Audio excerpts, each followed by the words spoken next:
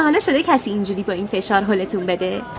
اینجا ژاپنه و به این افراد که آدما رو با جدیت تمام هل میدن میگن اوشیا. متروهای ژاپن در نوع خودشون واقعا عجیب و جالب هستن. در شلوغ‌ترین زمان روز به ویژه صبح‌ها بین 7 تا 9 جمعیت به قدری زیاده که مردم خودشون نمیتونن در قطار رو ببندن. اون موقع 2 یا چند اوشیا در سکو مستقر میشن. وقتی درها داره بسته میشه با دستکش‌های سفید مردم رو به نرمی اما قاطعانه هل میدن تا کامل داخل واگن قرار بگیرن. بعدش مطمئن میشن درها بسته بشه و قطار حرکت کنه. کلمه اوشیا از فعل اوسو به معنی هل دادن میاد. به انگلیسی معمولا بهشون میگن سابوی پوشرز یا ترین پوشرز. این افراد کارمندهای رسمی ایستگاه مترو هستن. اوشیاها معمولا لباس رسمی راه آهن ژاپن رو میپوشن. کت شلوار سرمه‌ای یا تیره یا خاکستری. کلاه لبه‌دار با آرم جی آر که مخفف ژاپن ریلویز هست. و یک دستکش سفید که نشونه احترام و نظم در کار هستش. ویدیوهای زیادی هست که نشون میدن اوشیاها با جدیت کامل دارن یه جورایی مردم رو فشرده سازی میکنن. با اینکه صحنه خیلی عجیبیه، کسی قر نمیزنه چون در فرهنگ ژاپنی نظم و همکاری از ارزش‌های بالاست. یه سری از توریست‌ها وقتی این صحنه رو می‌بینن فکر می‌کنن دقیقاً داره یه فیلم کمدی ضبط میشه، در حالی که اینطور نیست.